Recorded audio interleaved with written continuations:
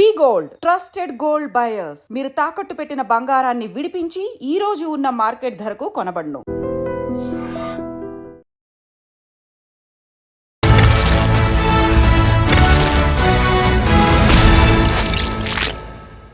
అందరికీ నమస్కారం. నేను Swaroopa Potlapalli. Welcome to I dream. Telangana కాంగ్రెస్లో బీసీ చిచ్చురేగింది. వరంగల్ సభలో కాంగ్రెస్ పార్టీ చేసిన కుల గణన సర్వే అనేది మొత్తం తప్పులమయంగా ఉందని కాంగ్రెస్ ఎమ్మెల్సీ తీన్మార్ మల్లన్న విమర్శించారు. ఆయన ఆరోపణలను ఖండిస్తూ కాంగ్రెస్ క్రమశిక్షణ కమిటీ ఆయనకి షోకాజ్ నోటీసులు ఇచ్చింది. 12వ తేదీని డెడ్లైన్గా విధించింది. అయితే బీసీల కోసం తాను మాట్లాడుతుంటే తప్పు పడతారా అంటూ ఇటు తీన్మార్ మల్లన్న ప్రశ్నిస్తున్నారు. ఇంకొక వైపు చూసినప్పుడు ఢిల్లీ పర్యటనలో ఉన్న సీఎం రేవంత్ రెడ్డి అధిష్టానం పెద్దలతో మంత్రివర్గ విస్తరణ మీద చర్చిస్తున్నారు. ముఖ్యంగా బీసీలకు 2 డెప్యూటీ సీఎం పదవులు రాబోతున్నట్టుగా తెలుస్తోంది. ప్రస్తుతం నాతో పాటు కాంగ్రెస్ ఎమ్మెల్సీ డాక్టర్ బాల్మూరి వెంకట్ గారు ఉన్నారు. అసలు కాంగ్రెస్ పార్టీలో ఏం జరుగుతుందో తెలుసుకుందాం. నమస్తే వెంకట్ గారు. మీరేమో ముఖ్యంగా మీ పార్టీ, మీ ప్రభుత్వం కులగణన సర్వే అనేది చారిత్రాత్మకం అని చెప్తుంటే, మీ పార్టీ ఎమ్మెల్సీ ఏమో ఇదంతా తప్పుల తడక అంటూ ఏకంగా కులగణన సర్వే రిపోర్టుని ఆయన తగలబెట్టడం అనేది జరిగింది. ఎందుకు మీ పార్టీ నేతలే ఇలా విమర్శిస్తున్నారు? అంటే ఒకటి మేడం, ఫస్ట్ థింగ్, నేను అతనికి కాదు, అంటే దీన్ని ఎవరైతే విమర్శిస్తారో, దీన్ని ఎవరైతే తప్పుల తడక అని చెప్పి మాట్లాడే వాళ్ళందరూ కూడా నేను సూటిగా కొన్ని విషయాలపైన స్పష్టత ఇవ్వదలుచుకున్నాను. ఈరోజు ఏదైతే సంబంధించి లెక్కలపైన, ఆ అంశాలపైన ఈ అంశాలు కరెక్ట్ కాదు, ఈ లెక్కలు కరెక్ట్ కాదు, ఇది ప్రాపర్గా వెరిఫై చేయలేదు అని చెప్పని, ఈ రకంగా ఉండొచ్చు, ఈ రకంగా ఉండే, ఈ మార్పులైనాయి, ఈ చేర్పులైనాయి అని చెప్పి అనేకమైన వగేరా వగేరా వగేరా చాలామంది మాట్లాడుతున్నారు. చాలా క్లియర్గా నేను ఎవరినైనా కూడా అడిగేది ఏంది, చాలా స్పష్టంగా నేను క్వశ్చన్ చేసేది కూడా ఏంది, నిజంగా మీరేదైతే ఇది తప్పుబట్టనీకి ఏదైతే గత ప్రభుత్వం కదా సహకుటుంబ అదేంది కుటుంబ సర్వే అని చెప్పి బీఆర్ఎస్ పార్టీ కదా 2014లో ఒకటే రోజు మొత్తం రాష్ట్ర వ్యాప్తంగా లెక్కలు చేసినట్టు చేసింది కాదు. ఇది చాలా స్పష్టంగా భారతదేశ వ్యాప్తంగా కులగణన జరగాలి, బీసీ సెన్సెస్ ఎంత ఉన్నాయో తేల్చాల్సిన అవసరం ఉంది. ఎవరు పాపులేషన్ ఎంత ఉంటే ఆ పాపులేషన్ని తప్పనిసరిగా ఇవ్వాలనే ఒక దానిపైన చాలా స్పష్టంగా మా రాహుల్ గాంధీ గారు, మా నాయకుడు అనేక సందర్భాల్లో అనేక రాష్ట్రాల్లో ప్రతి చోట ఎక్కడ క్యాంపెయిన్ జరిగిన ఆఖరికి పార్లమెంట్లో కూడా వారి యొక్క స్పీచ్లో దానిపైన అనేక సందర్భాల్లో ప్రస్తావించడం జరిగింది. ఆ ప్రస్తావించిన దాన్ని కాంగ్రెస్ పాలిట రాష్ట్రాల్లో మొదట దీన్ని ఇంప్లిమెంట్ చేసి ఏ రకంగా బీసీ సెన్సెస్ ఎంత ఉన్నాయి, ప్రతి వారు కూడా ఏంటంటే 50% పైన ఉన్నారు, 50% పైన ఉన్నారని చెప్తే, మనం న్యాయస్థానానికి సంబంధించి ఎప్పుడైతే రిజర్వేషన్ అడుగుతామో న్యాయస్థానం డేటా అడుగుతుంది, అఫీషియల్ డేటా ఏది ఎక్కడ అని చెప్పి ప్రశ్నిస్తుంది. అది ఏ దానికి సంబంధించి కూడా మన జనగణన జరిగినప్పుడు ఏంటంటే ఎస్సీ అండ్ ఎస్టీ పాపులేషన్ ఉంటుంది, బీసీలు ఇంతమంది ఉన్నారని ఇక్కడ అఫీషియల్ డేటా లేదు ఇప్పటివరకు. ఆ డేటా లేనప్పుడు దానికి సంబంధించి ఆ రిజర్వేషన్ తీసుకొచ్చే అవకాశం కానీ ఆ యొక్క పరిస్థితే ఉండదు. సో దాన్ని తీసుకురావాలంటే ఏదైనా ఒక రాష్ట్రంలో తప్పనిసరిగా దీన్ని చేసి తీరాలని ఒక దృఢ సంకల్పంతో అది నెరవేరాలని చెప్పని గౌరవ ముఖ్యమంత్రి రేవంత్ రెడ్డి గారు అగ్రకులానికి చెందిన వ్యక్తి అయినప్పటికీ కూడా ఇది చేయాల్సిన అవసరం ఉంది. ఆ బాధ్యత కూడా కాంగ్రెస్ ప్రభుత్వం పైన ఉంది. ఎన్నికల సమయంలో కామారెడ్డి డిక్లరేషన్లో ఆ వాగ్దానం కూడా చేసినాము. ఇచ్చిన మాటని నేను తప్పనిసరిగా నిలబెట్టుకోవాలని ఒక దృఢ సంకల్పంతో కాంగ్రెస్ ప్రభుత్వం అధికారంలోకి రాగానే లాస్ట్ ఇయర్ February 5th రోజు ఈ యొక్క ప్రాసెస్ని స్టార్ట్ చేయడం జరిగింది. స్టార్ట్ చేసేదో నామమాత్రంగా 1 రోజు 2 రోజులు లేదా 3 రోజులు తూతూ మంత్రంగా పోయి ఏదో లెక్కలు తీసుకొని లేదా ఎవరిని సంప్రదించకుండా ఏదో డేటా తీసుకొని సిస్టంలో తీసుకొని ఎక్కించి పేపర్లతోటి మంత్రివర్గం కూర్చొని రాసుకొని వచ్చే లెక్కలు కాదు ఇవి. ఏదైతే సంబంధించి టీచర్స్ని దీనికి వాడుకోవద్దని చెప్పి సుప్రీంకోర్టు జడ్జిమెంట్ ఉందని తెలిసి ఆ టీచర్స్ సంఘాలని పిలిచి వారిని రిక్వెస్ట్ చేసి రేపటి తరానికి, రేపటి భవిష్యత్తుకి భారతదేశ మార్గదర్శకాన్ని ఒక డైరెక్షన్ ఇయ్యనీకి తెలంగాణ రాష్ట్రంలో ఈ బీసీ కులగణన జరగాలి, దీనికి మీరు సహకరించాలని చెప్పి ఆ టీచర్స్ అసోసియేషన్స్ అందరితోటి మాట్లాడి వారిని ఒప్పించి గవర్నమెంట్లో ఉన్న స్టాఫ్, టీచర్స్ని, ఇతర డిపార్ట్మెంట్స్లో ఉన్న స్టాఫ్ని దాదాపు ఏదైతే 1,03,000 మంది అంటే ఎన్యూమరేటర్స్ పైన దానికి సంబంధించి మానిటర్ చేయడానికి ఆఫీసర్స్ పైన జాయింట్ కలెక్టర్స్గా నోడల్ ఆఫీసర్స్ పైన కలెక్టర్స్ని ఒక ప్రాపర్ సిస్టమ్ని ఏర్పాటు చేసి వారికి ఏ రకంగా చేయాలి ట్రైనింగ్ ఇచ్చి ఒక్కొక్కళ్ళకు కూడా 150 ఇళ్ళ చొప్పున ఒక బ్లాక్ని ఏర్పరిచి అంటే అడ్డగోలుగా ఒక వ్యక్తికి ఎన్ని పడితే ఆ నెల్లు కాకుండా ఒక ప్రాపర్ ఒక 45 డేస్ ఫస్ట్ టైం పీరియడ్ పెట్టుకొని 150 ఇళ్ళు అంటే రోజుకి కేవలం 10 నుంచి 12 ఇళ్ళు అంటే అక్యురేట్గా కరెక్ట్గా డేటాని సేకరించాలి, ఎక్కడ కూడా తప్పులు జరగకూడదు. దానితో పాటు ఎవరైనా కోర్టుకు వెళ్ళినా ఇటువంటి దానిపైన స్టే రాకుండా దాన్ని ఏ రకంగా ఫామ్ని రూపొందించాలి, కేవలం క్యాస్ట్ కాదు సోషల్ ఎకనామిక్ అన్ని పరంగా అన్ని లెక్కల్ని తీసుకుంటున్నానని చెప్పి జోడీకరించి ఒక ఫామ్ ప్రిపేర్ చేసి ఆ ఎన్యూమరేటర్స్ని ప్రిపేర్ చేసి వాళ్ళకి ట్రైనింగ్ ఇచ్చి 150 ఇళ్ళ చెప్పిన మార్కేషన్ చేసి వాళ్ళు ప్రతి క్షేత్రస్థాయిలో ఆ ఎన్యూమరేటర్స్ ఇంటింటికి వెళ్ళి ఒక్కొక్క ఇంటి సభ్యుల్ని కలిసి వాళ్ళ ఆధార్ కార్డ్స్ తీసుకొని ఆ డేటాని ఎంటర్ చేసి ఒక్కొక్క ఫామ్ నింపాలంటే ఎన్యూమరేటర్కి దాదాపు 45 నిమిషాల నుంచి గంట పట్టింది ఒక ఇంట్లో డేటా తీసుకోవాలంటే. ఆ డేటా అంతా కూడా మళ్ళీ సాగ్రిగేట్ చేసి కరెక్ట్గా ఉందా వెరిఫై చేసి మళ్ళీ డేటా ఎంట్రీ ఏదైతే సిస్టంలో దాన్ని ఎంట్రీ చేసి మళ్ళీ దాన్ని క్రాస్ చెక్ చేసి మళ్ళీ కరెక్ట్ ఉందా అని మళ్ళీ రీవెరిఫై చేసి బయటికి వచ్చిన లెక్కలు ఇవి. అంటే దాదాపు సంవత్సర కాలం పాటు స్టార్ట్ అయిన last year February 5th start అయితే మొన్న 5వ తారీఖున దీన్ని అసెంబ్లీలో పెట్టడం జరిగింది. అంటే ఇంత ప్రాసెస్ చేసిన దాన్ని ఇది కరెక్టే కాదు తప్పు అని అంటారు. దేన్ని బేస్ చేసుకొని అంటుండ్రు? అనామతుగా ఏదైతే లాస్ట్ ఇయర్ కదా కేసీఆర్ గారు 2014లో మేము మొత్తం కూడా రాష్ట్ర వ్యాప్తంగా ఒకరోజు దానికి ఏ ప్రొసీజర్ లేదు ప్రక్రియ లేదు ఒకరోజు తీసుకున్న లెక్కలు అది బయట పెట్టింది కాదు అసెంబ్లీలో డిస్కస్ చేసింది కాదు. That is not at all an official document. దాన్ని బేస్ చేసుకొని ఇలా ప్రశ్నిస్తారు. ఈ రోజటి వరకు బీసీల పాపులేషన్ ఇంత ఉందని చెప్పి తెలంగాణ రాష్ట్ర వ్యాప్తంగా కానీ భారతదేశంలో ఏ రాష్ట్రంలో కూడా అఫీషియల్ డేటానే లేదు లెక్కలు చేసింది. మొట్టమొదటి రాష్ట్రం భారతదేశంలో తెలంగాణ రాష్ట్రం. అది కేవలం ముఖ్యమంత్రి గారో లేదా సంబంధించి మంత్రివర్గమో 2-3 చేసింది కాదు. అందులో ఆ లెక్కలు తీసుకొచ్చిన దాంట్లో టీచర్స్లో ఎస్సీలు ఉండొచ్చు, ఎస్టీలు ఉండొచ్చు, బీసీలు ఉండొచ్చు, అన్ని మైనారిటీలు ఉండొచ్చు, అన్ని వర్గాలకి చెందిన వారు ఉంటారు స్టాఫ్. ఎవరి వ్యక్తిగత ప్రయోజనాల కోసం చేసిన డేటా కాదు.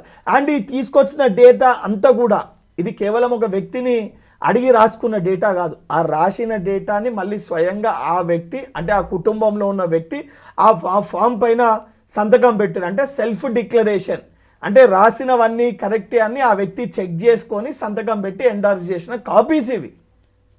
ఈరోజు దాన్ని తప్పు పడుతుర్రా అంటే వీళ్ళకి ఆలోచన ఉండి మాట్లాడుతుర్రా, అవగాహన ఉండి మాట్లాడుతుర్రా, అవగాహన లేకుండా మాట్లాడుతుర్రా? వారి మాటలు చూస్తుంటే చాలా స్పష్టంగా అర్థమవుతుంది.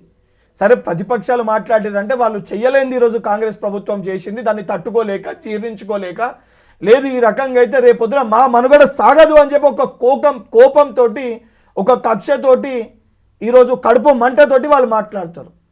ఏదైతే సంబంధించి మా పార్టీ సభ్యులు మాట్లాడుతారంటే వారికి ఆలోచన లేకుండా అవగాహన లేకుండా మాట్లాడుతారు అని చెప్పి మేము భావించాల్సి వస్తుంది. మరి మీ పార్టీలో అలాంటి వాళ్ళు ఉన్నారు.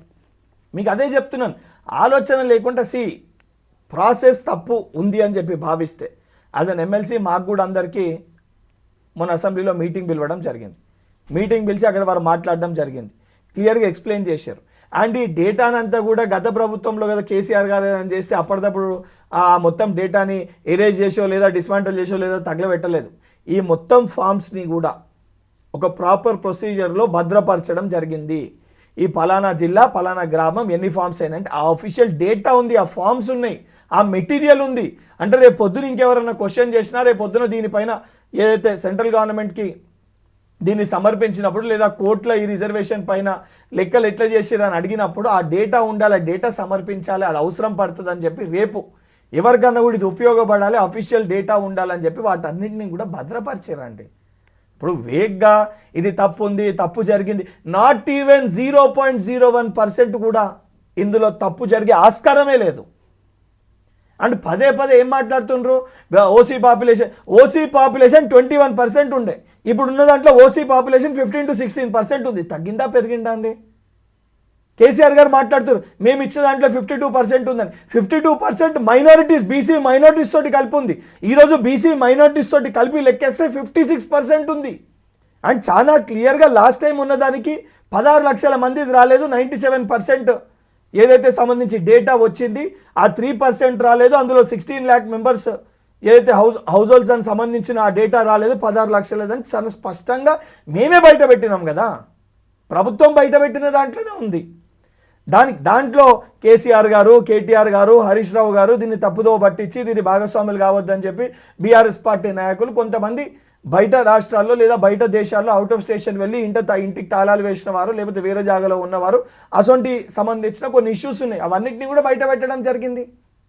ఇంత క్లియర్గా, ఇంత ట్రాన్స్పరెన్సీగా, ఇంత అక్యురేట్గా బయట పెట్టినాక కూడా దాన్ని తప్పుపడుతురంటే వాళ్ళని ఏమనాలండి? మనం ఈ సందర్భంగా వరంగల్ సభలో తీన్మార్ మల్లన్న చేసిన కొన్ని వ్యాఖ్యల్ని మాట్లాడుకోవాల్సిందే, చర్చించుకోవాల్సిందే. ముఖ్యంగా ఆయన ఈ కులగణన సర్వే వల్ల బీసీలకు అన్యాయం జరుగుతోందని వాపోయారు. అలాగే రెడ్డి వెలమలను టార్గెట్ చేసి మాట్లాడారు. ముఖ్యంగా రెడ్డి వెలమలతో మాకు అంటే బీసీలకు విడాకులైపోయాయి, అలాగే వాళ్ళు కనీసం ఈ తెలంగాణకు చెందిన వాళ్ళు కూడా కాదు, ఆంధ్ర వాళ్ళు అన్నారు. మీరు ఒక వెలమ లీడర్, మీరేం చెప్తారు తీన్మార్ మల్లన్నకి? మేడం, నేను ఫస్ట్ థింగ్ నేను బార్న్ అండ్ బ్రాట్ అప్ పుట్టి పెరిగింది హైదరాబాద్లో. నేను కులమతాలకు అతీతంగా డెవలప్మెంటే ధ్యేయంగా గతంలో మీ ఇంటర్వ్యూలను కూడా చాలా స్పష్టంగా నేను చెప్పినాను. నేను రాజకీయాల్లోకి వచ్చింది అభివృద్ధి పైన చర్చ పెట్టి ప్రజలకు ఏదో మేలు చేయాలి, బాగు చేయాలని ఒక దృఢ సంకల్పంతో నేను రాజకీయాల్లోకి వచ్చినాను, which is out of passion. This is not a profession, which is out of passion. ప్రజలకి సేవ చేయాలని ఒక దృఢ సంకల్పంతో మేము రాజకీయాల్లోకి రావడం జరిగింది. ఇంకోటి, మనము పుట్టే ముందు ఈ కులంలో పుట్టాలి లేదా ఇక్కడ పుట్టాలని చెప్పి మన చేతిలో ఉండదు, మనం నిర్ణయించుకొని పుట్టే పరిస్థితి ఉండదు. అండ్ ఎవరన్నా కూడా ఏ కుల సభ్యులు కానీ, అది బడుగు బలైన వర్గాలు కానీ ఎవరన్నా కూడా వాళ్ళ హక్కుల కోసము మాకు రిజర్వేషన్ కావాలని చెప్పి అడగొచ్చు. అడిగే క్రమంలో ఇతర కులాన్ని మేము విమర్శిస్తాము, ఇతర కులాన్ని గురించి మేము చెడుగా మాట్లాడతామంటే అది కరెక్ట్ కాదు, అది సిస్టమ్ కూడా కాదు. ఎందుకంటే ఏ వ్యక్తి చేతిలో కూడా పుట్టే ముందు ఈ కులంలో పుట్టాలని ఉండదు, పుట్టిన తర్వాత ఆ కులంలోకి వెళ్ళి ఇంకొక కులానికి మారుదామన్నా మారే ఒక ఆస్కారం కాదు, మారే ఒక అవకాశం కూడా ఉండదు. రిజర్వేషన్స్ ఆ రకంగా చేంజ్ కూడా కావు. మనం పుట్టిన తర్వాత నచ్చినా నచ్చకపోయినా, ఇప్పుడు నేను దాన్ని ఎక్కడ యాక్సెప్ట్ చేయకపోయినా మీరు నన్ను క్వశ్చన్ చేసినట్టు నేను అందులో పుట్టిన కాబట్టి నేను చచ్చేంత వరకు నాతో ఆ ముద్ర ఉంటుంది. మీరు ఆంధ్ర వాళ్ళు అంటున్నారు కదా ఆయన. కంబైన్డ్ స్టేట్ చూసుకున్నప్పుడు ఇదే సంబంధించి అన్ని కులాల వారు కూడా ఆంధ్రప్రదేశ్కి సంబంధించి మన హైదరాబాద్ శివారు ప్రాంతాలలో కానీ కుక్కడపల్లి, ఇసొంటి షేర్లింగంపల్లి ఏరియాలో వచ్చి ఇక్కడ సెటిల్ అయిన అన్ని కులాల వారు ఉన్నారు. వారు అందరు కూడా ఇక్కడ వాళ్ళు గారు మీరు ఆంధ్రులు అని చెప్పి మాట్లాడతారండి? ఎవరు క్వశ్చన్ చేసినా కూడా ఇప్పుడు అండ్ ఒక్కొక్క కాస్ట్కి ఒక్కొక్క స్టేట్లో ఒక్కొక్క రిజర్వేషన్ ఉంటుంది. ఇప్పుడు వెల్మలు కొంతమంది ఇక్కడ పద్మనాయక వెల్మలు ఓసీలుగా ఇక్కడ పరిగణలోకి తీసుకుంటారు. ఇదే ఆది వెల్మలు, కొప్పు వెల్మలు, రాస వెల్మలు, సీమ వెల్మలు మీరు ఇదే పక్కనున్న ఆంధ్రప్రదేశ్లో చూసుకుంటే వాళ్ళు అక్కడ బీసీలు. అక్కడ ఏదైతే ఇదే టీడీపీ గవర్నమెంట్లో ఎర్రమనాయుడు గారు, రామ్మోహన్ నాయుడు గారికి కేంద్ర మంత్రిగా అవకాశం ఇచ్చినా, అచ్చెన్నాయుడు గారికి మంత్రిగా అవకాశం ఇస్తే అక్కడ పదే టీడీపీ వాళ్ళు ఏమని ప్రచారం చేసుకుంటారు, బీసీ కులానికి మేము పెద్దపీట వేసినాము, అంతటా కూడా వాళ్ళకే నాయకత్వాన్ని ఇచ్చినాం, వాళ్ళకి పెద్దపీట వేసినాం అని చెప్పని టీడీపీ పార్టీ ప్రచారం చేసుకుంటుంది. ఒక్కొక్క స్టేట్కి ఒక్కొక్క క్యాస్ట్ పైన డిఫర్ అవుతుంది. కొన్ని చోట్ల బీసీ ఉంటుంది, కొన్ని చోట్ల ఇప్పుడు ఇక్కడ మన దగ్గర మున్నూరు కాపు బీసీ దాంట్లో ఉంది. అదే మీరు ఆంధ్రలో చూసుకుంటే పెద్ద కాపు, చిన్న కాపు అక్కడ ఫార్వర్డ్ క్లాస్లో ఉంటుంది. So this is differs. సరే, దానికే చాలా స్పష్టంగా రాహుల్ గాంధీ గారు కూడా ఏం చెప్పిండ్రు, ఎస్సీ ఎస్టీ బీసీ రాష్ట్రాల వారీగా కానీ దేశవ్యాప్తంగా కానీ ఎవరి పాపులేషన్ ఎంత ఉంటే వారికి ఆ రకంగా వారి రిజర్వేషన్ వారికి ఇవ్వాలని చెప్పారు తప్ప ఈ ఒక కులాన్ని ఇంకొక కులాన్ని విభజించి లేదా ఒక కులానికి మధ్యలో విడాకులు తీసుకోవాలి లేదా ఒక కులానికి మధ్యలో ముళ్ళ కంచెలు ఏర్పాటు చేసుకోవాలని ఒక సంస్కృతి సాంప్రదాయం తెలంగాణది కాదు. తెలంగాణది కానీ భారతదేశ సంస్కృతి సాంప్రదాయం ఆ రకంది కాదు. ఎందుకంటే మన జిల్లాల్లో కూడా మనం మహబాద్ దగ్గర చూసుకుంటే మన గిరిజన సోదరులు ఒక రకమైన పండుగలు, ఒక రకమైన జాతర సెలబ్రేట్ చేసుకుంటారు. అదే కరీంనగర్ సంస్కృతి సాంప్రదాయాలు తీసుకుంటే అక్కడ వేరే రకంగా శుక్రవారం దేవుడని అక్కడ వేరే రకంగా పూజించుకుంటారు. అదే మనం నల్గొండ ఇటు దిక్కుపోతే అక్కడ వేరే రకమైన జాతరలు, వేరే రకమైన దేవుళ్ళని పూజించుకుంటారు. Difference of opinion, difference of అవి పూజించుకుంటాం తప్ప నువ్వు అది పూజించుకుంటావు నేను ఇది పూజించుకుంటాం అని చెప్పి వ్యక్తుల మధ్యలో కొట్లాటలు పెట్టి ముళ్ళ కంచెలు ఏర్పాటు చేసుకొని మనం కొట్లాడుకోం. అక్కడ వాళ్ళు పండుగ చేసుకుని ఇక్కడ ఉన్న వాళ్ళు పోయి వాళ్ళతోటి కలిసి పండుగ చేసుకుంటారు, ఇక్కడ వాళ్ళు పండుగ చేసుకుంటే కూడా అక్కడ వాళ్ళు వచ్చి ఇక్కడ పండుగలు చేసుకుంటారు. అట్లనే తెలంగాణలో కూడా మనం దసరాని చాలా ఘనంగా మనం సెలబ్రేట్ చేసుకుంటాం. దసరాకి ఆంధ్రాలో ఉన్న వాళ్ళందరూ కూడా తెలంగాణకు వస్తారు మనం చేసే ఉత్సవాలు పండుగలు చూసుకొని. అదే మళ్ళీ ఆంధ్రప్రదేశ్లో సంక్రాంతిని చాలా ఘనంగా సెలబ్రేట్ చేస్తారు. తెలంగాణలో అందరము ఆంధ్రాకి సంక్రాంతి పండుగ రాగానే ఆంధ్రాకి పోతాం. అట్లనే మీరు బెంగాల్లో చూసుకుంటే వారు ఏదైతే కాళికామాతని ఎక్కువ పూజిస్తారు, దుర్గామాత విగ్రహాలను ఎక్కువ పెడతారు. ఇదే బాంబే, మహారాష్ట్ర ఇక్కడ గణపతి విగ్రహాలను ఎక్కువ పెట్టి పూజిస్తారు. అంటే భిన్న సంస్కృతులు, భిన్న సాంప్రదాయాలు, భిన్న ఉత్సవాలు. కేరళలో ఓనం చేసుకుంటారు. అసొంటి యొక్క కలయికనే భారతదేశం. కేవలము భిన్న కులాలు, భిన్న మతాలు, ఆ సంస్కృతి సాంప్రదాయాలు అన్ని రకంగా కలిసిమెలిసి, అందుకే దాన్ని మన ఇండియన్ కూడా యూనియన్ ఆఫ్ స్టేట్స్ అని అంటారు. ఇప్పుడు మనం ఆ రకంగా కొట్లాడబెట్టుకుంటూ లేదు నేను ఆయనతో కలిసి ఉండా, నేను ఇన్నతోటి కలిసి ఉండా, నేను ఇట్లుండా అట్లుండా అంటే అది కాదు, అది సిస్టమ్ కాదు. అది ఎట్లయిపోతుంది అంటే ఇప్పుడు భారతీయ జనతా పార్టీ అనేది కూడా అదే. ఆ ముస్లిమ్స్ అందరు కూడా పాకిస్తాన్కి వెళ్ళిపోవాలి, కేవలం హిందువులు మటుకే ఇండియాలో ఉండాలని చెప్పని అంటారు. ఇప్పుడు మళ్ళీ నేను లాస్ట్ టైం కోట్ చేసినాను, సరే హిందువులే ఉండాలంటే మళ్ళీ ఇప్పుడు మళ్ళీ ఎస్సీ ఎస్టీ బీసీ అని చెప్పి మళ్ళీ విభజించుకుంటారు. విభజించుకున్నాక సరే ఆ విభజన ప్రకారంగా కరెక్ట్గా ఉంటామంటే మళ్ళీ దాంట్లో లేదు, మళ్ళీ ఓసీల, మళ్ళీ రెడ్లు, వెలుమలు, వైశ్యులు అని చెప్పి మళ్ళీ దాన్ని విభజిస్తారు. బీసీల మున్నూరు కాపులు, ముద్రాజులు, గౌడ్లు, యాదవులు అని చెప్పి విభజించుకుంటారు. మళ్ళీ ఎస్సీల మాదిగా, మాల అని చెప్పి విభజించుకుంటారు. మళ్ళీ ఎస్టీల లంబాడ, కోయ, గోండు అని చెప్పి మళ్ళీ అక్కడ విభజించుకుంటారు. సరే ఈ విభజించుకునే కరెక్ట్గా ఉన్నాయా మళ్ళీ అంటే మళ్ళీ అందులో వెలుమలల్లా కొప్పు వెలుమలు, రాస వెలుమలు, సీమ వెలుమలు, ఆది వెలుమలు, మళ్ళీ రెడ్ల ముటాటు రెడ్లు, గుట్టాటు రెడ్లు. అదేవిధంగా మళ్ళీ యాదవుల గొల్ల కుర్మ అంటే మళ్ళీ ఎస్సీల, మళ్ళీ మాలలో మళ్ళీ సబ్ క్యాస్ట్, మళ్ళీ మాదిగల సబ్ క్యాస్ట్. అంటే విభజించుకుంటూ వెళ్తే విభజన తప్ప అభివృద్ధి అనేది ఉండదు. సో వీటన్ని రకంగా ఉండకుండానే చాలా స్పష్టంగా ఎవరి పాపులేషన్ ఎంత ఉంటుంది ఆ రకంగా వారికి రిజర్వేషన్ ఇస్తూనే అందరము కలిసిమెలిసి యునైటెడ్గా ఉండాలనేదే కాంగ్రెస్ పార్టీ ఐడియాలజీ కానీ కాంగ్రెస్ పార్టీ సిద్ధాంతం కానీ. అదే సభలో ఆయన సీఎం రేవంత్ రెడ్డిని ఉద్దేశించి కూడా కొన్ని కామెంట్స్ చేశారు. ముఖ్యంగా తెలంగాణ రాష్ట్రానికి చివరి ఓసీ సీఎం రేవంత్ రెడ్డి, అలాగే 2028లో రాబోయేది బీసీ సీఎం అని కూడా వ్యాఖ్యానించారు. ఒకవైపు బీసీ వాదన ఎత్తుకొని ఇంకొక వైపు సీఎం రాబోయేది బీసీ సీఎం అని ఆయన అనడం వెనక రాజకీయ వ్యూహం ఏమైనా ఉందా, లేదంటే సీఎం సీటు మీద ఆయన ఏమైనా కన్నేశారా? ఒకటి మేడం, ఇప్పుడు నా దురదృష్టం ఏంటంటే ఈ అంశంపై నన్ను మాట్లాడితే ఇప్పుడు మీరే అన్నారు నువ్వు ఒక వెల్మ నాయకుని కాబట్టి నేను ఏం మాట్లాడినా కూడా నేను ఒక అగ్రకులాన్ని వ్యక్తిని లెక్క చూసి ఆ రకంగా అదే పర్సెప్షన్లో ఎవరన్నా కూడా ఎగ్జాజరేట్ చేసుకొని ఊహించుకుంటారు. కానీ నార్మల్గా నేను చెప్పేది ఏంటంటే ఎవరు 100% బీసీ ముఖ్యమంత్రి కావాలి, ఉండాల్సిన అవసరం ఉంటుంది. సరే ఎవరు అవుతారు ఏంది అనేది ఆ రోజు ప్రజలు నిర్ణయిస్తారు. అందులో ఎవరిని రిప్రజెంట్ చేయాలి, ఎవరు కావాలనేది ప్రజాభిప్రాయం అనేది. అది కేవలం ఒక వ్యక్తో, ఇద్దరు వ్యక్తులు లేదా ఒక గ్రూప్ ఆఫ్ పీపుల్ కాదు. దానికి సిస్టమ్ ప్రకారంగా మన డెమోక్రటిక్ కంట్రీలో లేదు మన ఎలక్షన్స్ జరిగినప్పుడు ఆ ఎలక్షన్స్లో ఓట్ల రూపకంగా మేజర్ ఎమ్మెల్యేస్ ఏ పార్టీకి అయితే గెలుస్తారో ఆ గెలిచిన ఎమ్మెల్యేస్ అందరూ కూడా ఎవరిని చేయాలనుకుంటారని ఒక నిర్ణయం తీసుకొని వారు ముఖ్యమంత్రి అవుతారు. అందులో కేవలము క్యాస్ట్తో పాటు మన గుణము, మనం రాష్ట్రానికి చేసిన మంచి పనులు, చేయాలనుకుంటున్న మన తత్వము అన్నీ కూడా దాంట్లో యాడ్ ఆన్ అవుతాయి.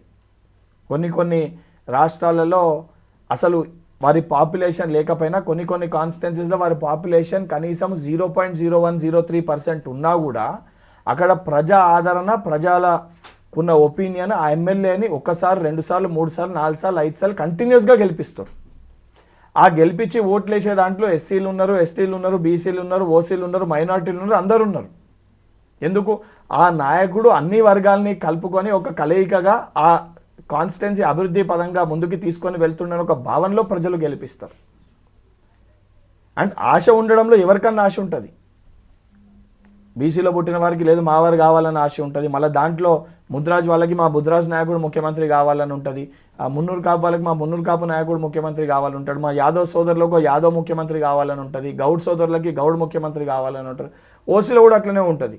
వెల్మ వారికి వెల్మ కావాలని ఉంటుంది, రెడ్డి వారికి రెడ్డి కావాలని ఉంటుంది, వైశ్య వారికి వైశ్య కావాలంటే ఉండడాన్ని తప్పు పట్టట్లే. కానీ అది మన ఒక్కరి చేతిలో ఉన్న నిర్ణయం కాదు. అది ఆ నిర్ణయం కోసం మనమేదో కావాలని చెప్పని వ్యక్తుల మధ్యలో కొట్లాడబెట్టి, లేదు కొట్లాడుకున్నామని అంటే రేపొద్దున డెవలప్మెంట్ పోతుంది, అన్ని పక్కన పోతాయి. కేవలం డిస్కషన్స్, సెంటిమెంట్, ఎమోషన్స్ పైనే రాజకీయాలు నడుస్తాయి. దానివల్ల అందరూ నష్టపోతారు. డెవలప్మెంట్ పైన డిస్కషన్ జరిగినప్పుడు ఏంటంటే రాష్ట్రం అభివృద్ధి చెందుతుంది, మనం కూడా అభివృద్ధి చెందుతాము, అందరూ బాగుపడతారు. లేదు ఓన్లీ విభజన పైన మనం డిస్కషన్ చేసినప్పుడు విభజననే మిగులుతుంది, డెవలప్మెంట్ అనేది ఉండదు. తీన్మార్ మల్లన్న తన వాదనని చాలా స్ట్రాంగ్గా వినిపిస్తున్నారు.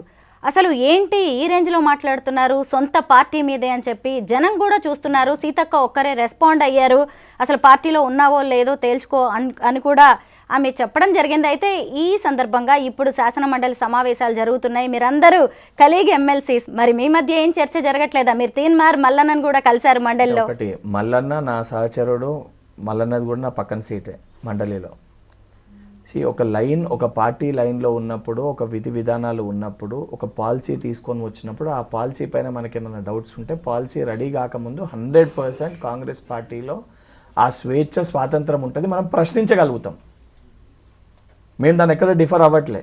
అండ్ ఎక్కడైనా ఏమైనా తప్పులు జరిగినప్పుడు దానిపైన 100% యూ హ్యావ్ కంప్లీట్ రైట్, నువ్వు వెళ్ళి ప్రశ్నించి చెక్ చేసుకొని వెరిఫై చేసుకునే ఒక అవకాశం మా అందరికీ ఉంది.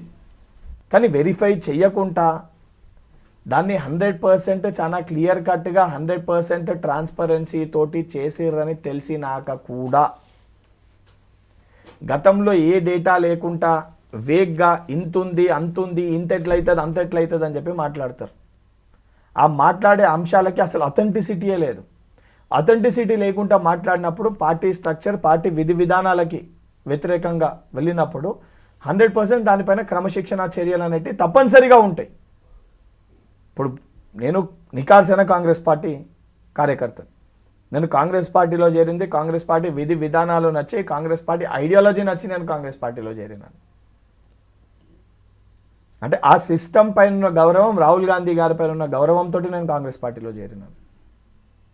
నేను రాజకీయ పరంగా, రాజకీయ సిద్ధాంతాలు కూడా డాక్టర్ టి పురుషోత్తం రావు గారని తెలంగాణ చిత్రపటాన్ని ఆవిష్కరించి, ఎవరైతే తెలంగాణ చిత్రపటాన్ని ఆవిష్కరించి నికార్సైన కాంగ్రెస్ పార్టీ కార్యకర్తగా ఉన్న వారి దగ్గర నేను వారిని గురువుగా భావించి వారి దగ్గరికి వెళ్ళి నేను శిక్షణ తీసుకొని రాజకీయాల్లోకి వచ్చినాను. అండ్ కాంగ్రెస్ పార్టీలో ఉన్నంత స్వేచ్ఛ తెలంగాణ రాష్ట్రం కోసం కాంగ్రెస్ పార్టీ నాయకులు కాంగ్రెస్ పార్టీలో ఉంటూ కూడా రాష్ట్రం కోసం రాజీనామా చేసి కొట్లాడారు. ఆ స్వేచ్ఛ కేవలము భారతదేశంలో ఉన్న ఏకైక పార్టీ కాంగ్రెస్ పార్టీ. కానీ ఇక్కడ ఉన్న సిచ్యువేషన్ కంప్లీట్ డిఫరెంట్. నిజంగానే ఏదైనా అథెంటిక్ అఫీషియల్ డేటా మన దగ్గర ఉండి ఆ డేటాని మనం చూపించి, లేదు ఈ డేటాలో మార్పులు చేర్పులు ఉన్నాయి, ఈ డేటాలో తప్పు తడకలు జరిగినాయి అని అంటే దాన్ని ఒప్పుకోవచ్చు. గతంలో అసలు డేటానే ఎక్కడ లేదు. లేకుంటే ఎవరన్నా వ్యక్తులు ఈ రకంగా బయటకు వచ్చి విమర్శలు చేసి, వాళ్ళు మా పార్టీ వాళ్ళు ఉండొచ్చు, ఇతర పార్టీ వాళ్ళు ఉండొచ్చు, 100% దాన్ని వాళ్ళ సొంత రాజకీయ ప్రయోజనాల కోసం వారు చేస్తున్నారని చెప్పి భావించాల్సి వస్తుంది. అది ఎవరు చేసినా అదే రకంగా భావించాల్సి వస్తుంది. ఎందుకంటే చాలా క్లియర్గా నువ్వు వచ్చి చెక్ చేసుకో, వెరిఫై చేసుకునే ఒక అవకాశం నీకుందని చెప్పి పార్టీ క్లియర్గా చెప్పింది. ఆ సంబంధించిన ప్లానింగ్ కమిషన్ అధికారులు కూడా, ఐఏఎస్ ఆఫీసర్ కూడా ఎక్కడెక్కడ ఏమేమి డౌట్స్ ఉన్నాయి వెరిఫై చేసుకోమని చెప్పారు. నాకు కూడా మొదట్లో అనుమానాలు ఉంటే ఆ మీటింగ్ సంబంధించి పెట్టినప్పుడు నేను కొన్ని ప్రశ్నించినాను, కొన్ని అనుమానాలను అడిగినాను. నాకు కొన్ని అవగాహన ఉంటే పాపులేషన్ పైన కొంతమంది మాట్లాడుతారు. 3,50,00,000 పాపులేషన్ ఉంటే ఇప్పుడు కేవలం 21 లక్షలే పెరిగినాయా, అంతట్లో పెరుగుతుంది, ఇంకెక్కువ పెరగాలి కదా, 11 ఏళ్ళలో 12 ఏళ్ళలో ఇంకెక్కువ పెరగాలి కదా అని అంటారు. అది బయట వాళ్ళు మాట్లాడారు అంటే సరే ఆలోచన లేకుండా మాట్లాడారు అని అనుకోవచ్చు. ఇప్పుడు as a doctor fertility rate అనేది ఒకటి ఉంటుంది. 2.1 అనేది మన పాపులేషన్ బ్యాలెన్స్ అవ్వడానికి ఏ స్టేట్ కన్నా కూడా 2.1 రేషియో ఉందని అంటే ఫర్టిలిటీ రేట్ మన పాపులేషన్ బ్యాలెన్స్ అవుతుందని చెప్పి భావించవచ్చు. కానీ తెలంగాణ ఫర్టిలిటీ రేట్ అనేది 1.7 ఉంది. అంటే మన population day by day decrease అవుతుంది. అంటే 1 చైల్డ్ 2 చైల్డ్కి వెళ్ళి ఇప్పుడు మనకంటే ముందు 3 చిల్డ్రన్ 4 చిల్డ్రన్ 5 చిల్డ్రన్కి వెళ్ళి ఈరోజు నన్ 1 2 కాడికి maximum is 2, minimum is none. And entire south India population decrease అవుతుంది, నార్త్ ఇండియా పాపులేషన్ పెరుగుతుంది. ఇది అఫీషియల్ డేటా, ఇది నేనేదో నా సొంతంగా చెప్తుంది కాదు. దానిపైన అట్లయితే తగ్గుతుంది, ఇట్లయితే తగ్గుతుంది అని అంటే అది మనం ఊహించుకొని, అంటే ఊహకి మనం ఊహించుకొని చెప్పగలిగితే ఎన్నన్నా చెప్పొస్తుంది. ఇప్పుడు కొంతమంది నాయకులు నా దగ్గరకు వచ్చి మాట్లాడతారు, పాపులేషన్ తీసుకొచ్చి అరే నువ్వు ఏంది ఇప్పుడు ఓసీ పాపులేషన్ 21 16కి వచ్చింది, మరి వాళ్ళు కూడా కొంతమంది అడుగుతారు కదా, ఇప్పుడు దానిపైన కూడా క్వశ్చన్ చేస్తారు కదా, మరి ఓసీ పాపులేషన్ 21 16 మరి 6% తగ్గిందని అడుగుతారు. అది కిందకి వెళ్ళి ఇంటింటికి తిరిగి తీసుకొచ్చిన డేటా, అది మనమేదో మన చేతులతోటి లెక్కలేసిన డేటా కాదు అది. తీన్మార్ మల్లన్న ఈ రేంజ్లో కామెంట్స్ చేస్తుంటే అసలు కాంగ్రెస్ ఎలాంటి యాక్షన్ తీసుకుంటుంది అతని మీద అని అందరూ ఆసక్తిగా ఎదురు చూస్తున్నారు. ఎవరన్నా కూడా పార్టీ సిస్టమ్కి డిసిప్లిన్ తప్పి సొంత ప్రయోజనాల కోసము మాట్లాడినప్పుడు బాధ్యతతోటి వారికి ఒక్కసారి 2 సార్లు షోకాజ్ ఇచ్చి ఎక్స్ప్లెనేషన్ అనేది అడగడం జరుగుతుంది. క్రమశిక్షణ కమిటీ అనేది ఉంటుంది. దాని తర్వాత కూడా వారి వివరణ సరిగా లేకపోతే ఎవరున్నా కూడా 100% డిసిప్లిన్ రియాక్షన్ అనేది తీసుకోవడం జరుగుతుంది. మీ పార్టీ షోకాజ్ నోటీసులు ఇచ్చిన తర్వాత కూడా తగ్గేదే లేదు అంటున్నారు తీన్మార్ మల్లన్న. ఆ తర్వాత ఇంకా ఎక్కువ కామెంట్స్ చేశారు. ఒక విషయం, ఈ రోజు కూడా నేను వారిని ఒక సోదరుని లెక్క భావిస్తా. వారు కూడా కింది స్థాయికి వెళ్ళి కష్టపడి, సరే వారి విధానాలు వేరే రకంగా ఉన్నా, వారి ఐడియాలజీ వేరే రకంగా ఉన్నా, అన్నిటిని నమ్మి భావించి వారు ఈరోజు కాంగ్రెస్ పార్టీ ఐడియాలజీ నచ్చి, రాహుల్ గాంధీ గారి విధానాలు నచ్చి వారు కాంగ్రెస్ పార్టీలో చేరినప్పుడు వారు కూడా ఒకసారి పునరాలోచించుకోవాలి.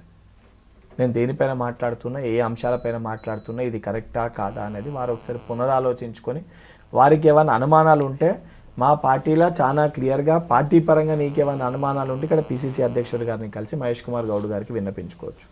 లేదా ప్రభుత్వ పరంగా తప్పులు జరుగుతున్నాయని చెప్పి భావించితే ముఖ్యమంత్రి గారు, ఉప ముఖ్యమంత్రి గారు ఉంటారు. లేదు ఇక్కడ నాకు కరెక్ట్ లేదు, వీళ్ళు ఎవరిపైన నాకు నమ్మకం లేదు అని చెప్పి నువ్వు భావించినప్పుడు దీపాదాస్ మున్షి గారి దగ్గరికి వెళ్ళొచ్చు. లేదు ఇక్కడ కూడా లేదు, నాకు అన్యాయం జరుగుతుంది, నా మాట ఎవరు పట్టించుకుంటలేరంటే ఆర్గనైజేషనల్ ఇన్ఛార్జ్ కేసీ వేణుగోపాల్ గారి దగ్గరికి వెళ్ళొచ్చు. లేదా మా అధ్యక్షుడు మల్లికార్జున్ ఖర్గే గారి దగ్గరికి వెళ్ళొచ్చు. లేదా మా ఎల్ఓపి లీడర్ రాహుల్ గాంధీ గారిని కలిసి మీరు ఎక్స్ప్లెనేషన్ ఇవ్వచ్చు. But there is a proper system to explain your grievance. సరే నీ ప్రశ్నకి పరిష్కారం దొరుకుతుందని నేను చెప్పా, కానీ 100% ఏదో ఒక పాయింట్లో నీ ప్రశ్నకి సమాధానం అయితే దొరుకుతుంది. ఇఫ్ నువ్వు అడిగేది కరెక్ట్ అయితే 100% పరిష్కారం దొరుకుతుంది. నువ్వు అడిగేది కరెక్ట్ కాకపోతే సమాధానం అయితే దొరుకుతుంది. కానీ సమాధానాన్ని వెతకకుండా ప్రశ్న పైన ప్రశ్న మనం క్రియేట్ చేసుకొని దాన్ని తప్పుదోలో తీసుకెళ్లే ప్రయత్నం చేస్తే పార్టీ వోంట్ టాలరేట్. ఎందుకంటే పార్టీ ఇది కేవలము బల్మూరి వెంకటో లేదా మల్లనో ఒకరిద్దరు తీసుకొస్తే అధికారంలోకి రాలే. లక్షల మంది కార్యకర్తలు, నికార్సైన కాంగ్రెస్ పార్టీ కార్యకర్తలు పార్టీ విధానాలని ప్రజల్లోకి బలంగా తీసుకొని వెళ్ళి అధికారంలోకి తీసుకురానికి కష్టపడ్డారు. ఈరోజు వారి కష్టార్జితాన్పైన మేము ఆ యొక్క కష్టార్జితాన్ని మేము నీరుగార్చే ప్రయత్నం చేస్తే నికార్సైన కాంగ్రెస్ పార్టీ కార్యకర్తగా బల్మూరి వెంకట్ అయితే సహించాడు. యూపీఏ ప్రభుత్వాన్ని రాహుల్ గాంధీ ప్రశ్నించినట్టే నేను ఇప్పుడు ప్రశ్నిస్తున్నాను అంటూ ఆయన రాహుల్ గాంధీతో పోల్చుకున్నారు. ఇంకొక వైపు కాంగ్రెస్ పార్టీ బాగానే ఉంది, సర్కార్ బాలేదు అంటే రేవంత్ రెడ్డి సర్కార్ బాలేదు అని చెప్పారు ఆయన. అంటే రేవంత్ పాలన సరిగా లేదు అని అధిష్టానం వరకు తీసుకెళ్లే ప్రయత్నాలు చేస్తున్నారా?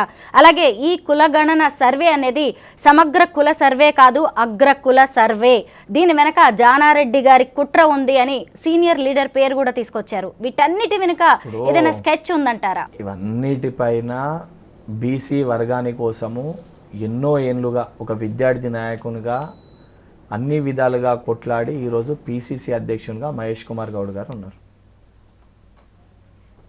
దానితో పాటు తెలంగాణ ఉద్యమ సమయంలో బీసీ కులం కోసం చాలా బలంగా కొట్లాడిన నాయకుడు ఈరోజు మంత్రివర్గంలో పొన్నం ప్రభాకర్ గారు ఉన్నారు. ఒక గిరిజన బిడ్డగా, నక్సలేట్గా అన్ని రకమైన జీవితాన్ని అనుభవించి ఈరోజు మంత్రివర్గంలో మంత్రిగా సీతక్క గారు ఉన్నారు. సంపూర్ణ నాలెడ్జ్ తోటి, సంపూర్ణ ఎవిడెన్స్ తోటి, అటు లీగల్ నాలెడ్జ్, అన్ని నాలెడ్జ్ అవగాహన ఉన్న దామోదర్ రాజనరసింహ గారు డిప్యూటీ సీఎంగా పనిచేసి ఈరోజు మంత్రివర్గంలో మంత్రిగా ఉన్నారు. అంటే అన్ని వర్గాలకు సంబంధించి ఏదైతే కంప్లీట్గా అన్నిటిపైన అవగాహన ఉండి స్పీకర్గా పనిచేసి ఏదైతే సుదీర్ఘ రాజకీయాల్లో ఉంటూ ఈరోజు డిప్యూటీ సీఎంగా బట్టి విక్రమార్క గారు ఉన్నారు. అంటే వీళ్ళందరూ కూడా వారి వారి వర్గాల కోసము, వారి కులాల కోసము, బడుగు బలైన వర్గాల కోసము సుదీర్ఘంగా అంటే దాదాపు ఒక అంటే 25 to 30 ఇయర్స్కి వెళ్ళి రాజకీయాల్లో ఉంటూ ఈ సెక్టర్స్ కోసము కొట్లాడి ఈరోజు ఈ స్థానాల్లో ఉన్నారు. వీరందరి నేతృత్వంలో, వీరందరి నాయకత్వంలో ఇది జరిగింది. ఇవన్నిటినీ మనం పక్కన పెట్టి కేవలం దాంట్లో ఉన్న రేవంత్ రెడ్డి గారునో ఉత్తమ్ కుమార్ రెడ్డి గారును కేవలం 2-3 వ్యక్తుల్ని చూపించి వాళ్ళు తప్పు చేసిర్రని చెప్పి మాట్లాడితే, నిజంగా వాళ్ళు తప్పు చేస్తే ఈ మంత్రివర్గంలోనే ఈ మంత్రులే ఊరుకునే పరిస్థితి ఉండదు. ఇప్పుడు రేవంత్ రెడ్డి గారు అలాగే బట్టి విక్రమార్క గారు ఢిల్లీ పర్యటనలో ఉన్నారు. అధిష్టానం పెద్దలు కేసీ వేణుగోపాల్ వంటి వారిని కూడా కలిశారు. త్వరలో నిర్వహించబోయే బీసీ సమావేశాలకు, సభలకు కూడా ఆహ్వానించారు. దాంతోపాటు పీసీసీ కూర్పు అలాగే మంత్రివర్గ విస్తరణ గురించి అధిష్టానం పెద్దలతో వాళ్ళు చర్చించారు. ముఖ్యంగా ఇప్పుడు ఖాళీగా ఉన్న 6 పోస్టులను భర్తీ చేయబోతున్నట్టుగా తెలుస్తుంది. అందులో 2 బీసీ డెప్యూటీ సీఎంల పోస్టులు, అలాగే ఇంకా 4 ఏమో, ఒకటి ఎస్టీ, ఇంకొకటి వెలమ, ఇంకొకటి రెడ్డి, ఇంకొకటి మైనారిటీలకు ఇవ్వబోతున్నట్టుగా తెలుస్తోంది. ఏమన్నా ఇప్పుడు కులగణన ఎఫెక్ట్ వీటన్నిటితో 2 డెప్యూటీ సీఎంలలో ఒకటేమన్నా ఇచ్చేస్తారా ఏంటి తీన్మార్ మల్లన్నకి? మేడం, ఎవరికి ఏం పోస్ట్ ఇస్తారో, ఎవరికి ఏం పోస్ట్ వస్తుందో దానిపైన మాట్లాడే అంత పెద్ద వ్యక్తిని నేను కాదు. అది పార్టీ ఆ రకంగా నేను మాట్లాడితే నాకు ఇతరులకి అంటే నేను కూడా వాళ్ళ లెక్కన అవుతాను. నేను ఏది పడుతుంది స్టేట్మెంట్ ఇస్తే అది పార్టీ స్ట్రక్చర్.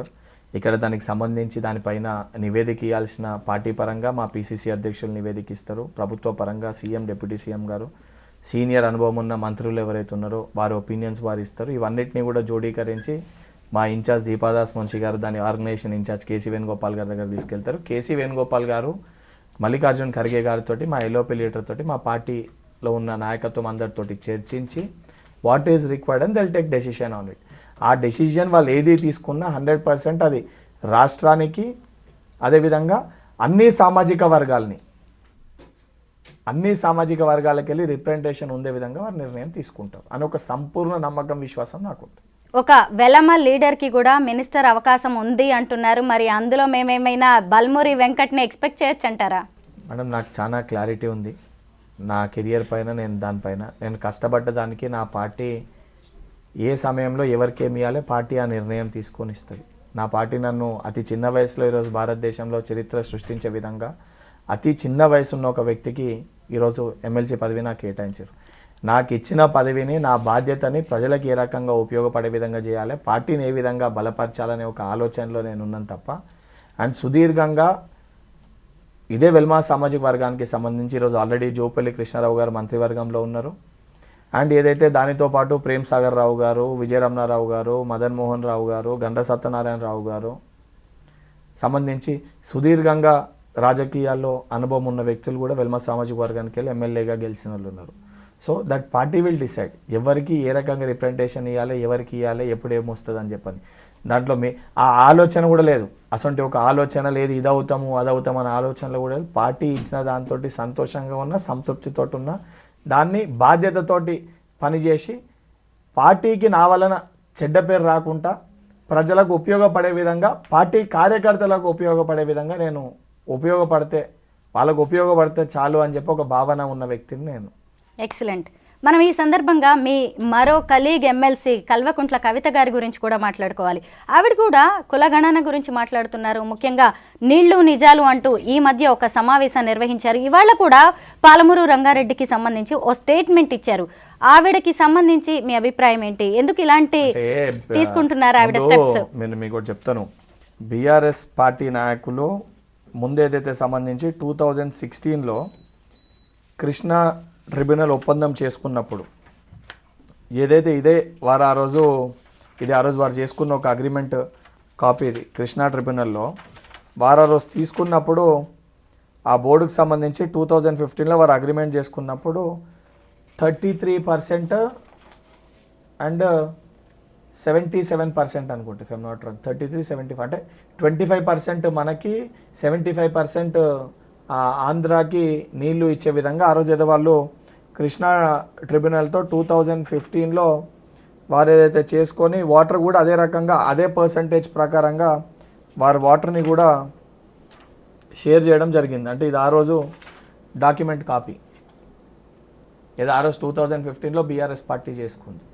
దాని తర్వాత సరే ఆ వాటర్ పర్సంటేజ్ అనేది దానికి కొన్ని డైరెక్షన్స్, ఆ రివర్ బేసిన్ కొన్ని ఉంటుంది, అంటే ఏ రకంగా వాటర్ షేర్ అనేది జరగాలనేది. ఆ జరిగినప్పుడు ఆంధ్రప్రదేశ్కి మనకు రావాల్సిన అన్నీ కూడా తీసుకుపోయి ఆంధ్రప్రదేశ్ తోటి ఒప్పందాలు చేసుకొని ఇచ్చేసారు. కనీసము ఆ మహబూబ్ నగర్, ఆ నల్గొండ ఆ ప్రాంతాలందరికీ కూడా డ్రింకింగ్ వాటర్ లేదు. ఇదే పాలమూరు ఈ ప్రాజెక్ట్కి వెళ్ళి సంబంధించి డ్రింకింగ్ వాటర్ రావాలి. ఆ డ్రింకింగ్ వాటర్ కూడా తీసుకురాలేకపోయారు. ఈరోజు కాంగ్రెస్ ప్రభుత్వం వచ్చినాక అదే పాలమూరు రంగారెడ్డి ప్రాజెక్ట్కి వెళ్ళి ఈరోజు కోర్టుకి సంబంధించి నివేదిక సమర్పించి పర్మిషన్ తీసుకొని ఈరోజు డ్రింకింగ్ వాటర్ సప్లై కూడా తీసుకురావడం జరిగింది మా ప్రభుత్వం వచ్చినాక. అండ్ కవిత గారు ఈరోజు బయటికి వచ్చి పాలమూరు రంగారెడ్డికి నేషనల్ స్టేటస్ తోటి బీజేపీ పార్టీ పైన కాంగ్రెస్ పార్టీ కొట్లాడాలని చెప్పి మాట్లాడుతారు. బీజేపీ పార్టీతోటి కాంగ్రెస్ పార్టీ ఏ రకంగా కొట్లాడుతుందో చాలా స్పష్టంగా ఈ సంవత్సర కాలంలో చాలా క్లియర్ కట్గా కనబడుతుంది. అండ్ కృష్ణా ట్రిబ్యునల్ ఇష్యూలో కూడా ఆ తేలే వరకన్నా 50-50 అని రావాలి ఆంధ్ర తెలంగాణకి, తర్వాత మాకు 70% రావాలి, మీరు 30% తీసుకోవాలనే దానిపైన కూడా చాలా క్లియర్ కట్గా కాంగ్రెస్ పార్టీ కొట్లాడుతుంది. కర్ణాటక ఒక దానికి నేషనల్ స్టేటస్ ఇచ్చిర్రు, ఇక్కడ తెలంగాణ దానికి ఇస్తలేదనే దానిపైన అనేక సందర్భాల్లో దాని రిప్రజెంటేషన్ ప్రధానమంత్రి గారికి ముఖ్యమంత్రి గారు వివరించారు. ఆ సంబంధించిన జలశక్తికి పెట్టాల్సిన లేఖలు పెట్టిర్రు, అక్కడ మాట్లాడిన వ్యక్తులతో మాట్లాడాల్సిన సంబంధించిన డిపార్ట్మెంట్స్తో మాట్లాడుతారు. అన్నిటిపైన కేంద్ర ప్రభుత్వం సహకరించకపోయినా కొట్లాడి ఎన్ని నిధులు తీసుకురాగలుగుతాం అన్ని నిధులు తీసుకొచ్చే ప్రయత్నం చేస్తున్నాము. దానితో పాటు ఇతర తెలంగాణ రాష్ట్రాన్ని అభివృద్ధి పదంలో ముందుకు తీసుకొని వెళ్తూ ఇతర దేశాల్లో దావోస్ వంటి ఎకనామిక్ ప్లాట్ఫామ్స్లో కూడా పెద్ద ఎత్తున ఇన్వెస్ట్మెంట్స్ని తెలంగాణ రాష్ట్రానికి తీసుకురాగలుగుతున్నాం. ఇంత చిత్తశుద్ధితోటి మేము పనిచేస్తుంటే లోపాయిగా ఒప్పందాలు వారి తండ్రి గారు వీరు జైల్లో వెళ్లకుండా, వీళ్ళు చేసిన స్కాములు బయటపడకుండా, వీళ్ళు కాపాడుకోనికి గల్లీలో కుస్తీ ఢిల్లీలో దోస్తీ అని చెప్పి అసలు టీఆర్ఎస్ పార్టీ బీఆర్ఎస్గా మారిందంటేనే తెలంగాణ రాష్ట్ర సమితి కాస్త భారతీయ రిస్తదార్ సమితిగా మారింది. టీఆర్ఎస్ పార్టీ తెలంగాణ రాష్ట్ర సమితిగా ఉండే, అది బీఆర్ఎస్ పార్టీగా మారనీకి ఉద్దేశం ఏందే, బీఆర్ఎస్ ఫుల్ ఫామే భారతీయ రిస్తదార్ సమితి, వాళ్ళ ఫుల్ ఫామే అది. వాళ్ళు దాన్ని కంప్లీట్గా తెలంగాణ రాష్ట్రాన్ని మర్చిపోయి విస్మరించి ఈరోజు బీజేపీ పార్టీతోటి ఢిల్లీలో దోస్తీ పెట్టుకొని లోపాయికి ఒప్పందాలు చేసుకుంటుంది బీఆర్ఎస్ పార్టీ. మాకు చిత్తశుద్ధి ఉంది, బీజేపీతో ఏ రకంగా కొట్లాడాలి, ఏ రకంగా నిధులు తీసుకురావాలనేది మాకు తెలుసు. 100% కొట్లాడి తీసుకొచ్చే ప్రయత్నం చేస్తాము. రాకపోతే నిజంగా బీఆర్ఎస్ పార్టీకి చిత్తశుద్ధి ఉంటే ఆ అంశాలపైన కవిత గారు తెలంగాణ ప్రజలకి చెప్పే ముందు, ఇటువంటి అంశాల ప్రెస్ని అడ్రస్ చేసే ముందుగా గజ్వెల్ ఫార్మ్ హౌస్కి పోయి వారి తండ్రి గారికి వారు వివరించాలి. ఒక బిడ్డగా తండ్రి ఏదైతే సంబంధించి ప్రధాన ప్రతిపక్ష పార్టీ నాయకునిగా ఉండి ప్రజల మధ్యలో లేకుండా, ప్రజల అంశాలపైన చర్చలో పాల్గొనకుండా, అంశాలపైన మాట్లాడకుండా ఫార్మ్ హౌస్కే పరిమితి అయినప్పుడు ముందుగా వారికి పార్టీలో ఉన్న ఒక సభ్యురాలిగా, పార్టీలో ఉన్న ఒక ఎమ్మెల్సీగా, యాజ్ అ పార్ట్ ఆఫ్ పార్టీలో సభ్యురాలిగా, వారి పార్టీ అధ్యక్షులుగా వారి తండ్రి గారు ఉన్నారు, అదేవిధంగా ప్రధాన ప్రతిపక్ష పార్టీ నాయకునిగా ఉన్నారు. వారి బాధ్యతని వారికి గుర్తు చేసి ముందుగా వారిని అసెంబ్లీకి తీసుకొచ్చే ప్రయత్నం చేయాలి కవిత గారు. కాంగ్రెస్ పార్టీలో స్వేచ్ఛ స్వాతంత్రాలు ఎక్కువని, అంతర్గత పోరు అలాగే వర్గ పోరు విభేదాలు ఎక్కువని మనం చాలాసార్లు విన్నాము, చూసాం కూడా. అయితే మొత్తానికి అందరినీ ఏకతాటి మీదకి తీసుకొచ్చేసి తెలంగాణలో కాంగ్రెస్ గవర్నమెంట్ వచ్చేలా చేసిన ఘనత రేవంత్ రెడ్డి గారికి దక్కుతుంది. బట్ ఇప్పుడు తీన్మార్ మల్లన్న లాంటి వాళ్ళ మీద పార్టీ కావచ్చు, ప్రభుత్వం ఎలాంటి చర్య తీసుకుంటుందో అని అందరూ ఎదురు చూస్తున్నారు. Thank you so much Venkat గారు.